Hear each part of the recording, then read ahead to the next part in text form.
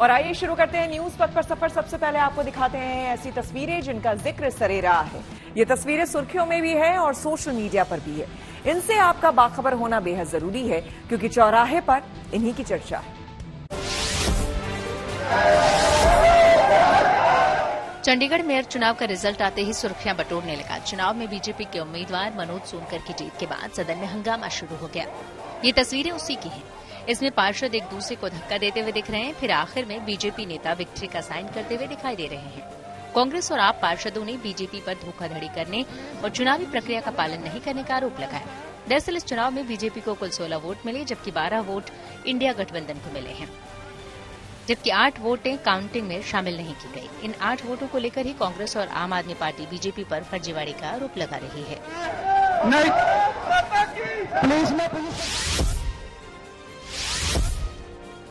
लखनऊ में समाजवादी पार्टी के दफ्तर के बाहर लगा ये पोस्टर रातों रात सुर्खियों में आ गया।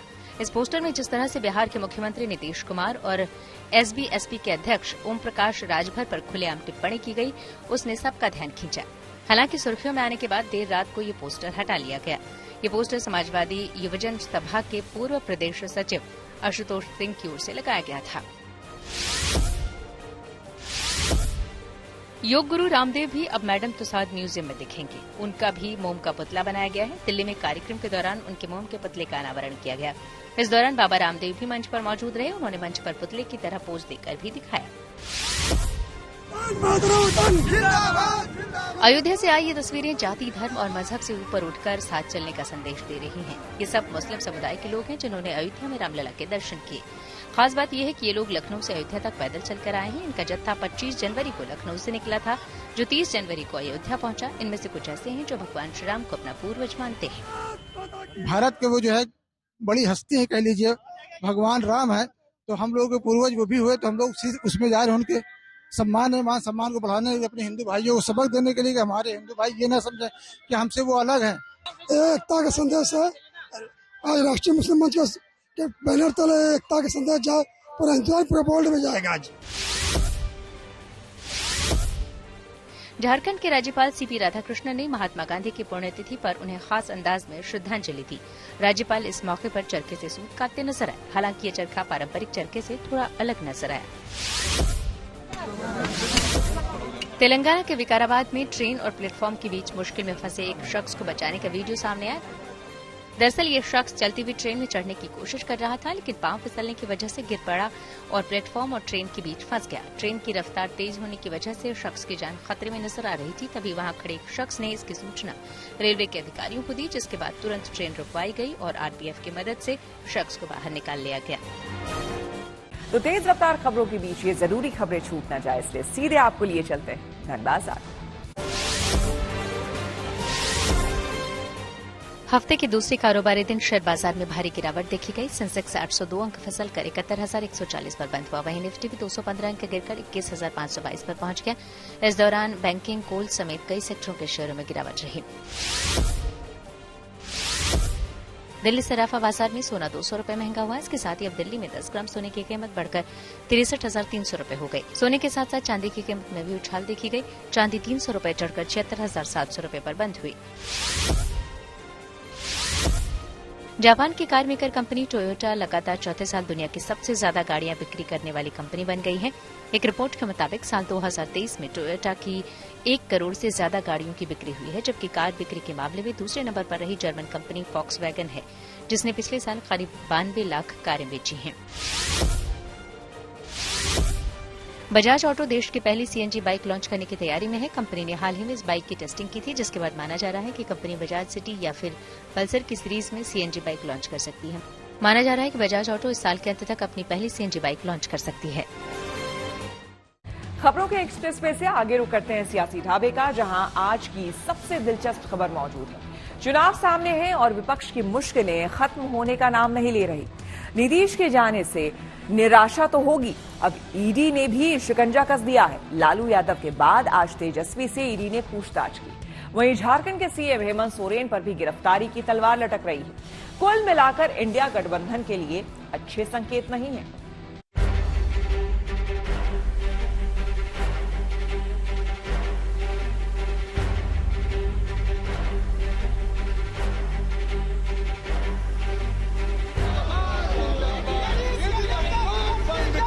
आरोप अपने कर्मों पे लगाना चाहिए। कानून अपना काम कर रहा है। कल को जब सत्ता परिवर्तन होगा, आप भी इसकी जद में आएंगे। अपनी बारी का इंतजार करिए। लड़ाई जांच एजेंसियों से नहीं, भाजपाइयों से है। कब तक जुल्म करेंगे सत्ता के हथियारों से? चप्पा चप्पा गूंज रहा है लालू जी, तेजस्वी जी के नारों से। ये नौटंकी क्यों चल रही है? आप डर गए हो। 400 पार के आपको 200 नहीं, आप 200 पार नहीं करने जा रहे। सरकार गई सो अलग, अब गिरफ्तारी का भी डर है। यकीनन लालू यादव और उनकी पार्टी मुश्किल में है, क्योंकि सामने चुनावी डगर है। इधर बिहार में महागठबंधन की सरकार गई, उधर ईडी एक्शन में आ गई। आरजेडी को तो आगे की रणनीति बनाने का मौका तक नहीं मिला। नौकरी के बदले जमीन घोटाले में पहले घंटों लालू यादव से पूछताछ हुई, उसके बाद तेजस्वी की बारी आई। ईडी दफ्तर के बाहर आरजेडी के नेता डटे रहे, उनका गुस्सा दिखता रहा। बस मैं इतना आगाह करता हूं कि आपने इन एजेंसीज का चरित्र जो कर दिया है ना, कल को जब सत्ता परिवर्तन होगा, आप भी इसकी जद में आएंगे। जब आप जद में आएंगे, हमें तब भी कष्ट होगा, क्योंकि एजेंसीज को अपने एजेंसीज नहीं रहने दिया। वो जिसको कहते हैं ना चिप बेस्ड तोता, उसको वायलेंट किया है। अपनी बारी का इंतजार करिए। वो लोग जो कभी पिछड़ों की राजनीति करते थे, जो समाजवाद की बात करते थे, जब लालू जी आए तो उन्होंने चारा घोटाला किया, इन्होंने जानवरों को भी नहीं छोड़ा। जब केंद्र में मंत्री बने तब जाके जमीन के बदले जॉब देने की ऑफर की, आज उसके चलते उनका जांच चल रही है। और जब जांच चलती है तब आप बाहर प्रदर्शन करवाते हैं। अरे आपको तो छिपाने के लिए अगर कुछ नहीं है तो आइए ना, जांच का सामना कीजिए। नौकरी के बदले जमीन घोटाले में अगर लालू और तेजस्वी पर शिकंजा कसता है, तो अहम चुनावी मौसम में आरजेडी लड़खड़ा सकती है। जो चिंता पार्टी को है वही परिवार को है। रही सियासी अदावत की बात, तो बीजेपी उससे इनकार कर रही है। नौकरी के बदले जमीन लिखवाने का प्रमाण दे रही है। देश के जितनी भी विपक्ष पार्टियां हैं, दल है, उनके नेताओं को इसी तरह से डराने की कोशिश की जा रही है, लेकिन हम लोग डरने वाले नहीं हैं। और इसका खामियाजा मुझे लगता है कि भारतीय जनता पार्टी को और खास तौर पे प्रधानमंत्री को 2024 में भुगतना पड़ेगा। पटना में इससे और पूरे बिहार में हजारों बच्चे हैं जिनका लालू प्रसाद जी के परिवार के लोगों ने जमीन लिखवाने का काम किया। इसलिए जो जमीन लिखवाएगा उसको ईडी तो पूछेगा ही। बिहार में नीतीश के जाने और ईडी के आने के साथ ही राहुल न्याय यात्रा पर भी हैं। राहुल पगड़ी बांधकर मतदाताओं को मैसेज देने में जुटे हैं। नीतीश के जाने से पिछड़े मतदाताओं का जो नुकसान हो सकता है, उसे बचाने की कोशिश है। मैंने नीतीश जी से साफ कह दिया कि देखिए, आपको जाति जनगणना बिहार में करनी पड़ेगी, हम आपको छूट नहीं देंगे। अब दूसरे साइड से प्रेशर आया। बीजेपी नहीं चाहती कि इस देश का एक्सरे हो। सामाजिक न्याय देने की जिम्मेदारी बिहार में हमारे गठबंधन की है। नीतीश जी की यहां कोई जरूरत नहीं है। अहम सवाल है कि अगर आरजेडी ही कमजोर पड़ी तो बिहार में कांग्रेस क्या करेगी? यही सवाल झारखंड में है। ईडी से बचने के लिए हेमंत सोरेन 41 घंटे लापता रहे, फिर रांची पहुंचे, राष्ट्रपिता को श्रद्धांजलि दी और विधायकों की बैठक बुलाई। चर्चा गर्म हो गई कि पत्नी कल्पना सोरेन को गद्दी सौंप सकते हैं। मैं तो रिक्वेस्ट होगा कि धारा 356 की तरफ बढ़िए, क्योंकि झारखंड मुक्ति मोर्चा में ही वो कल्पना सोरेन को मुख्यमंत्री बनाने का जो है पासा फेंक रहे हैं, और उसमें उनका परिवार जो है बसंत सोरेन और सीता सोरेन नहीं तैयार हैं, क्योंकि वो दोनों मेरे टच में है। तो इस कारण से मुझे लगता है कि सबसे अच्छा मौका है कि झारखंड को बचाने का मौका आ गया है, झारखंड को इस करप्ट सिस्टम से छुड़वाने का मौका आ गया है और राष्ट्रपति शासन लागू कर देना चाहिए। सब हम लोग इंटैक्ट हैं। तो नीचे कौन है यार? हम लोग सारे लोग एकजुट हैं और एक मुश्त हैं। सरकार टस से मस नहीं होगी। 11,000 का इनाम रखा था प्रदेश। अरे दिलवा दीजिए ना, दिलवा दीजिए, हमको दिलवा दीजिए कम से। झारखंड में राजनीति जैसे पल पल बदल रही है, कहना मुश्किल है कि कल कैसे हालात होंगे। गिरफ्तारी की तलवार अभी भी हेमंत सोरेन पर है। इस माहौल में चुनावी चर्चा और सीटों के बंटवारे पर मंथन कैसे होगा, अभी तो अलग ही उलझन है। कहीं भी कोई अगर मुख्यमंत्री जाते हैं या तो छुट्टी लेकर के कहीं हॉलीडे मनाने जाते हैं, कुछ दिन पहले गया भी था बाहर, तो सबको पता रहता है कि हम मालदीव गए हुए हैं या घूमने गए हुए हैं। व्यक्तिगत कामों से भी जाता है, लेकिन छुप के थोड़े जाएगा कोई मुख्यमंत्री भाई। अब मुख्यमंत्री छुप के जा रहा है, छुप के भाग रहा है, छुपे फिर रहा है, ये तो आश्चर्य है। कोई चप्पल छोड़ के नहीं भागे हैं होटल से, कलकत्ता के होटल से। ठीक है, जो लोग बोल रहे हैं उनको अपने गिरबान में झांकना चाहिए कि पहले मुख्यमंत्री ने क्या किया है। बिहार में लालू और उनका परिवार मुश्किल में है तो झारखंड में हेमंत सोरेन। संकट महाराष्ट्र में कांग्रेस की सहयोगी पार्टी पर भी है। उद्धव ठाकरे गुट के नेता संजय राउत के भाई संदीप राउत पर भी शिकंजा कस रहा है। कोविड खिचड़ी घोटाले में पूछताछ हो रही है। संजय राउत गुस्से में है, बीजेपी के शिकस्त की भविष्यवाणी कर रहे हैं। ये नौटंकी क्यों चल रही है? आप डर गए हो 400 पार के, आपको 200 नहीं, आप 200 पार नहीं करने जा रहे। 400 पार की बात छोड़ दो, आपको 200 पार करने की आपकी औकात नहीं है, इसलिए आप ये सब करके आपका जुगाड़ जो है बहुमत का आप करना चाहते हो, लेकिन नहीं होगा। आप हारने जा रहे हो, आपको राम भी नहीं बचा रहा है। जो गाय का चारा भी खा जाता है, उसकी ईडी तो जिंदगी भर उसके पीछे लगी रहेगी। ऐसे भ्रष्टाचारियों को तो कभी भी चैन नहीं मिलेगा। देखा जाए तो कार्रवाई भ्रष्टाचार के खिलाफ हो रही है। ये कार्रवाई अरसे से हो रही है। लालू और तेजस्वी हो या हेमंत सोरेन, सभी अरसे से जांच के दायरे में है, लेकिन अभी टाइमिंग गजब की है। जांच के इस दबाव में विपक्ष का बिखरा हुआ कुनबा और बिखर सकता है। इंडिया गठबंधन का कारवां चुनावी रास्ते से भटक सकता है। पटना से शशि भूषण और रांची से सत्यजीत कुमार के साथ bureau report, good news today. और आइए अब रुक करते हैं प्रगति मार्ग का, जहां ऐसी खबरें हैं जो कि देश की तरक्की, प्रगति और लोगों की काबिलियत दिखाती है। सरकार की स्वयं सहायता समूह योजना देश की ग्रामीण महिलाओं के लिए वरदान साबित हो रही है। जो महिलाएं कभी घर से बाहर निकलने में, किसी से बात करने में झिझकती थीं, वो आज स्वयं सहायता समूह से जुड़कर न सिर्फ परिवार की आर्थिक मदद कर रही हैं, बल्कि उनमें आत्मविश्वास भी बढ़ा है। मिलजुल कर महिलाएं गांव की तस्वीर बदल रही हैं। जम्मू कश्मीर के उधमपुर और पंजाब के पठानकोट में भी महिलाएं इससे जुड़कर अपने अपने गांव की तस्वीर बदल रही हैं।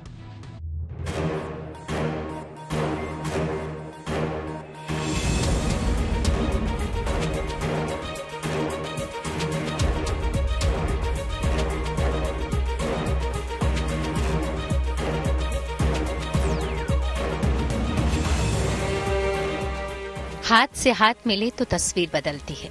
देखकर अच्छा लगता है और महसूस करके भी सुकून मिलता है। और जब बात महिलाओं के हाथ मिलाने की हो तो उस बदलती तस्वीर से झांकते हैं खुशहाली के, आत्मविश्वास के रंग भी। ये तस्वीरें जम्मू कश्मीर के उधमपुर की है, जहां की महिलाएं स्वयं सहायता समूह बनाकर पूरे आत्मविश्वास से आगे बढ़ रही हैं। और इनकी अगुवाई कर रही हैं कौशल्या देवी, जो खेती किसानी और गायों की देखभाल का काम तो पहले भी करती थी, लेकिन अब स्वयं सहायता समूह के जरिए खुद आत्मनिर्भर बनकर दूसरी महिलाओं को भी आगे बढ़ा रही हैं। इनकी तारीफ खुद जम्मू कश्मीर के एलजी मनोज सिन्हा कर चुके हैं।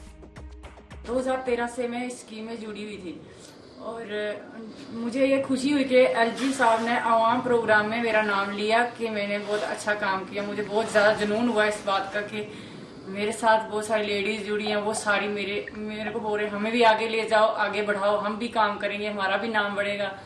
और हमारी सरकार ने बहुत अच्छा हमारे महिलाओं के लिए आगे प्रोग्राम लाए हैं, हमें आगे बढ़ाने का बहुत सारा सहयोग दिया है। हमारी बहनें बहुत अच्छा काम कर रही हैं। सेल्फ हेल्प ग्रुप की मेरे गांव में एक छोटा सा गांव है, यहाँ पे 30 सेल्फ हेल्प ग्रुप्स हैं और 300 लेडीज जुड़ी हुई हैं।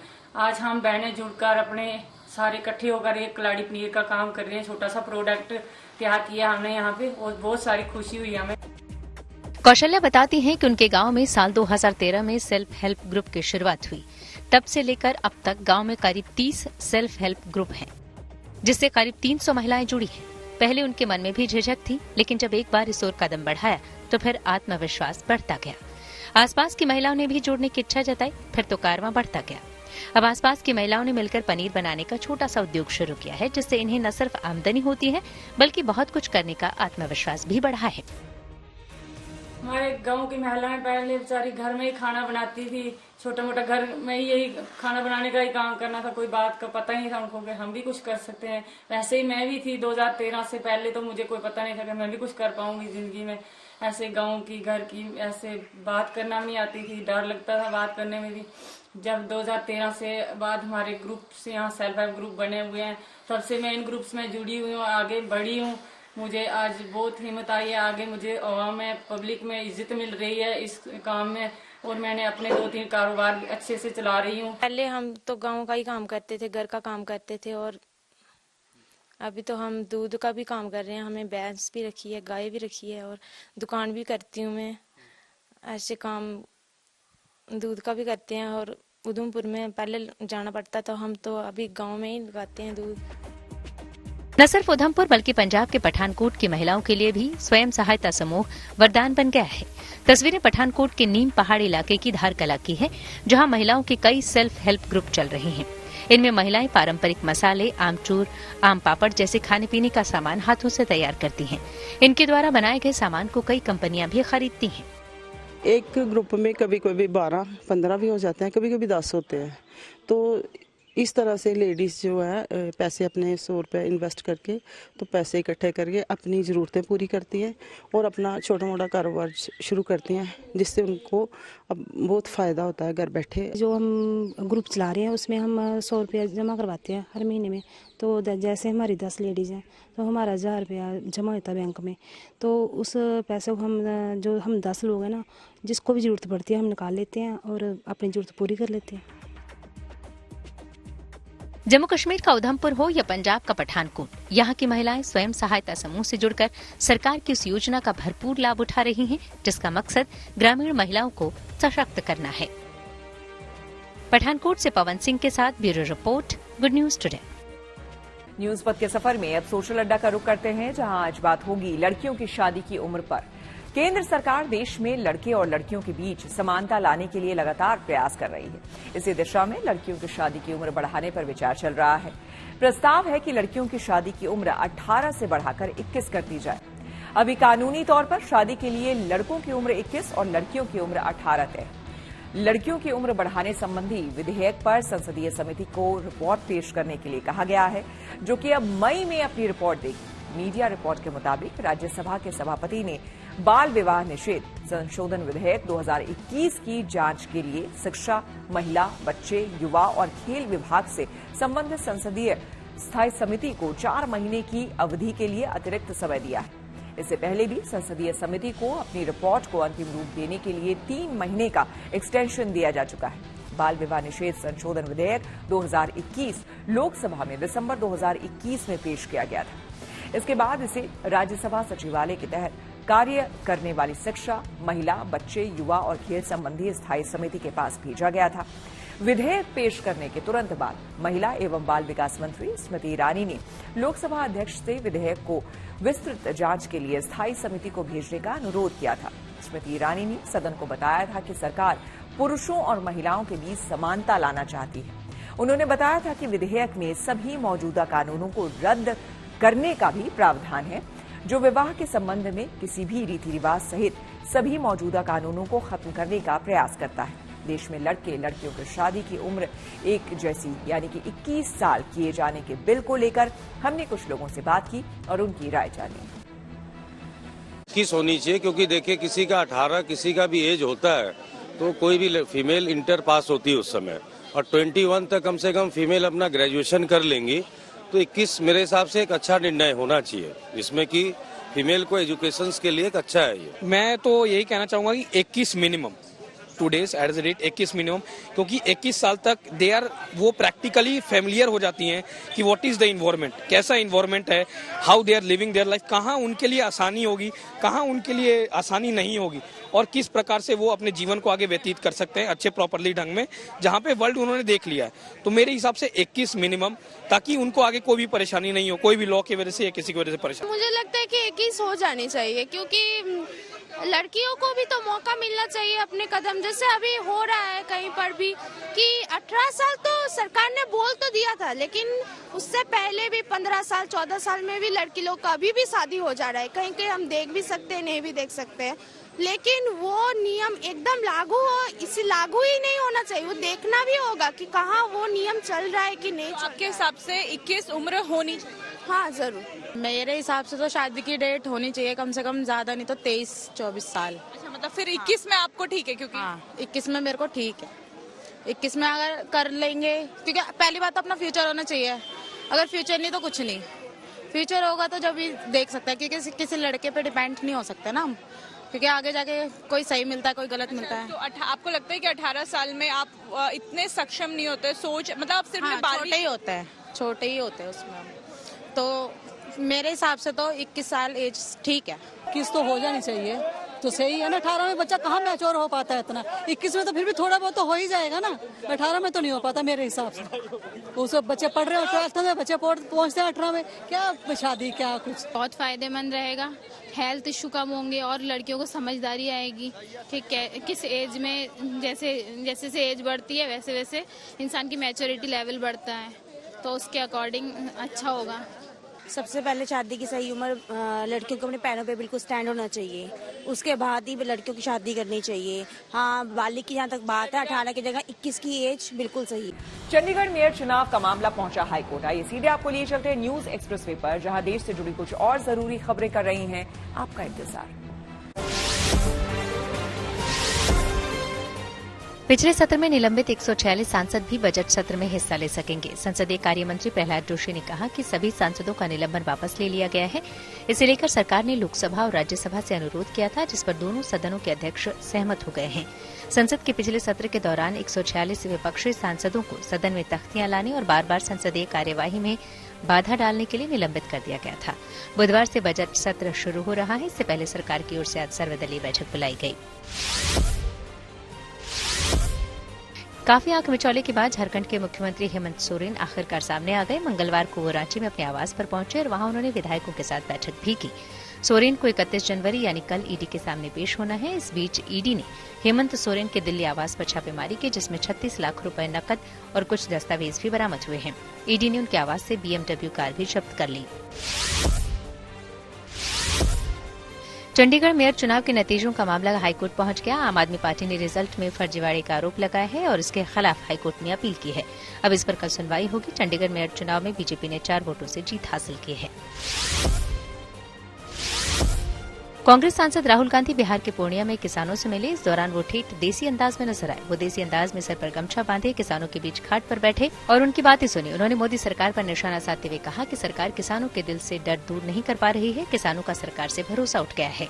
राहुल गांधी कांग्रेस की भारत जोड़ो न्याय यात्रा के तहत बिहार पहुंचे हैं। राष्ट्रपिता महात्मा गांधी की पुण्यतिथि पर राष्ट्रपति, उपराष्ट्रपति और प्रधानमंत्री ने राजघाट जाकर उन्हें श्रद्धांजलि दी। राजघाट में बापू की समाधि पर राष्ट्रपति द्रौपदी मुर्मू, उपराष्ट्रपति जगदीप धनखड़ और पीएम मोदी ने पुष्पांजलि अर्पित की और सर्वधर्म प्रार्थना सभा में भी शामिल हुए। इस दौरान केंद्रीय मंत्री हरदीप सिंह पुरी और रक्षा मंत्री राजनाथ सिंह भी मौजूद रहे। 4 फरवरी को पीएम मोदी बिहार नहीं जाएंगे। उनका बिहार दौरा टल गया है। 4 फरवरी को बेतिया में पीएम मोदी का एक कार्यक्रम तय हुआ था, जिसमें मुख्यमंत्री नीतीश कुमार भी मंच साझा करने वाले थे। बीजेपी सांसद संजय जायसवाल ने बताया कि उनका दौरा फिलहाल 2-3 दिनों के लिए टाल दिया गया है। अब उनका कार्यक्रम नए सिरे से तय होगा। अरब सागर में समुद्री लुटेरों के बीच फंसे 19 पाकिस्तानी नागरिकों को भारतीय नौसेना ने बचा लिया। दरअसल ये लोग कोच्चि से 800 मीटर दूर अरब सागर में मछली पकड़ने वाले ईरानी जहाज अल नईमी पर सवार थे। तभी सोमालिया के लुटेरों ने जहाज पर कब्जा करने की कोशिश की। जहाज से इमरजेंसी कॉल आने पर भारतीय नौसेना ने तुरंत स्वदेशी निगरानी जहाज INS सुमित्रा के जरिए रेस्क्यू ऑपरेशन चलाया और जहाज को सोमालिया लुटेरों से छुड़ा लिया। इस जहाज पर सवार सभी 19 लोग पाकिस्तानी नागरिक थे। विशाखापट्टनम पहुंची भारतीय क्रिकेट टीम। खेल जगत से जुड़ी और खबरों को जानने के लिए आइए चलें खेल चक्कर।